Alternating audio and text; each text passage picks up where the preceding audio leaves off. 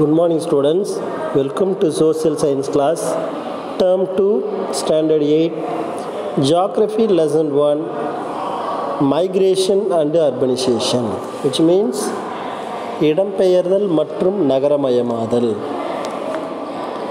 Today we are going to learn about the urbanization. Urbanization, நகரமயமாதல். Urbanization refers to the process in which there is an increase in the proportion of population living in towns and cities. நகரங்கள் மற்றும் மாநகரங்களில் வாழும் மக்கள் தொகையின் விகிதாச்சாரம் அதிகரிப்பதை நகரமயமாதல் என்று அழைக்கப்படுகிறது. அதாவது நகரங்கள் மற்றும் மாநகரங்களில் வாழும் மக்கள் தொகையின் விகிதாச்சாரம் அதிகரிப்பதை நகரமயமாதல் என்று அழைக்கப்படுகிறது. India, China and Nigeria together are expected to account for 35% of the growth in the world's urban population between 2018 and 2050. அதாவது இந்த இந்தியா, சீனா, நைஜீரியா, இந்தியா, சீனா மற்றும் நைஜீரியா இந்த நாடுகளில் 2018 முதல் 2050 ஆண்டுகளில் கிடையான காலகட்டத்தில் உலக நகர்ப்புற மக்கள் தொகை வளர்ச்சியில் 35% பெற்றிருக்கும் என்று எதிர்பார்க்கப்படுகிறது. India is projected to add 416 million urban dwellers, China 255 million dwellers, and Nigeria 189 million. World Urbanization Prospect 2018 key fact. இந்த காலகட்டத்தில் இந்தியா 416 மில்லியன் நகர்ப்புற மக்கள் தொகையையும், சீனா 255 மில்லியன் மக்கள் தொகையையும், நைஜீரியா 159 மில்லியன் மக்கள் தொகையையும் கொண்ட நகர்ப்புறவாசிகளாக அதிகரிக்கும் என்று கணக்கிடப்பட்டிருக்கிறது. And then causes of urbanization. Urbanization is driven by 3 factors. இந்த நகரமயமாதல்ல இயற்கையான ஊரகத்திலிருந்து அப்படின்னு 3 வகையான காரணிகள் இங்கே காணப்படுகிறது. urbanization is driven by 3 factors. ஒன்று natural population growth, rural to urban migration, and reclassification of rural areas into urban areas. First என்ன natural population growth, அதாவது இயற்கையான மக்கள் தொகை வளர்ச்சி. Second rural to urban migration, ஊரகத்திலிருந்து நகர்ப்புறங்களுக்கு இடம்பெயர்தல். And reclassification of rural areas into urban areas, ஊரக பகுதிகளை நகர்ப்புறங்களாக மறுசீரமைப்பு செய்தல். Present day urbanization includes changes in demographic landover, economic process and characteristics of geographic area. இந்த ப்ரெசன்ட் டேவில் தற்போதைய நகரமயமாக்கல் மக்கள் தொகையில் மாற்றங்கள் எப்படி இருக்கும், நிலப்பரப்பு, பொருளாதார செயல்முறைகள் மற்றும் புவியியல் பகுதிகளில் அங்கே இருக்கக்கூடிய பண்புகள், இது எல்லாமே ஒன்றா சேர்ந்து ஒரு முக்கியமான நகரமயமாதலுக்கு காரணமாக அமைந்திருக்கிறது. And then origin and growth of world urbanisation, உலக நகரமயமாக்கலின் தோற்றம் மற்றும் வளர்ச்சி. Dear students, ancient period. Ancient period என்ன? பண்டைய காலம். The urban centers started developing during the prehistoric period, அதாவது before 10,000 years.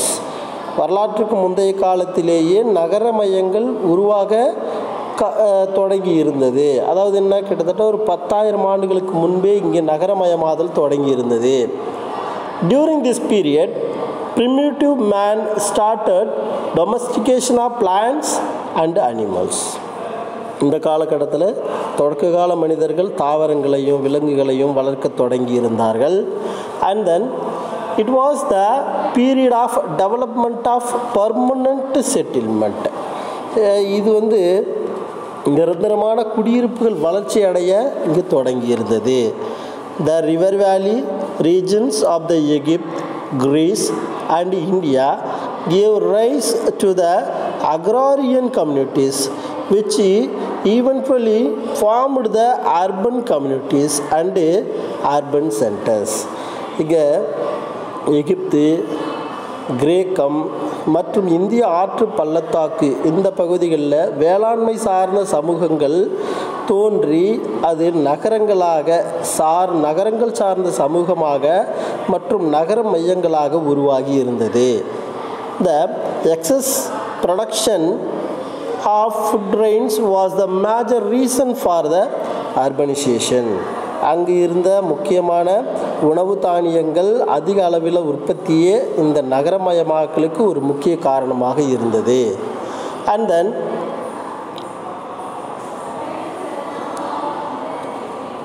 Ur and Babylon in Mesopotamia, Thebes and Alexandria in Egypt, Athens in Greece, Harappa and Mohenjo-daro in India were noted prehistoric cities of the world.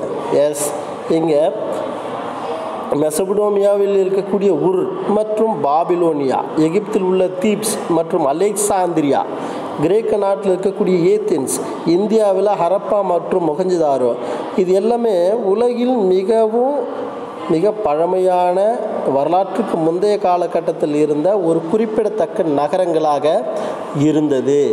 And then as in ancient period the increase in the number and size of urban centers occurred during the two great colonizing periods of the Greeks and Romans. இதில் குறிப்பாக நம்ம பார்க்க வேண்டியது என்னன்னு சொன்னால், பண்டைய காலத்தில் நகரங்களின் அல்லது நகர்ப்புற மையங்களின் அளவு அங்கே இருக்கக்கூடிய எண்ணிக்கை இது எல்லாமே வேரியேஷனாக இருந்தது, அதிகமாக இருந்தது. கிரேக்கர்கள் மற்றும் ரோமானியர்கள் தான் இருபெரும் காலனி ஆதிக்க மையங்களில் இங்கே அதிகரிக்க தொடங்கியிருந்தார்கள். And then during the beginning of the 7th century itself, many cities were found near the Aegean Sea. இங்கே பார்த்தீங்கன்னா Yes, during the beginning of the 7th century, 7ஆம் நூற்றாண்டின் தொடக்கத்திலேயே ஏஜியன் கடலுக்கு அருகில் பல நகரங்கள் கிரேக்க காலனியாதிக்க காலங்களில் வர்த்தக விரிவாக்க மற்றும் பல மாநகரங்களை தோற்றுவித்திருந்தது. கரெக்டாக சொல்கிறாங்க பாருங்கள். டியூரிங் கிரேக் காலனைசிங், கிரேக்கர்களுடைய காலனி ஆதிக்க காலத்தில் the expansion of a trade promoted the growth of towns and cities. இங்கே வர்த்தக விரிவாக்கத்தின் காரணமாக அதிகமான பல நகரங்களை இங்கு தோற்றுவித்திருந்தது. And then next one medieval period. இப்போது ஏன்ஷியன்ட் பீரியடில் பார்த்தாச்சு. Second medieval period, it refers to the period after the 11th century. அதாவது இந்த இடைக்காலம் என்பது 11ஆம் நூற்றாண்டுக்கு பிந்தைய காலத்தை குறிக்கக்கூடியதாக இருக்கிறது. During this period the European countries increased their overseas trade, which played an important role in the revival of European towns and cities after a period of low development. இந்த காலகட்டத்தில் ஐரோப்பிய நாடுகளின் கடல் கடந்த வணிகம் தான் இங்கு அதிகமாக காணப்பட்டு இருந்தது. இந்த வணிகத்தினுடைய வளர்ச்சி, பொருளாதார பின்னடைவு ஏற்பட்ட காலத்திற்கு பின் ஐரோப்பிய நகரங்கள் மற்றும் மாநகரங்களின் மறுமலர்ச்சிக்கு இங்கு வித்திடப்பட்டிருந்தது.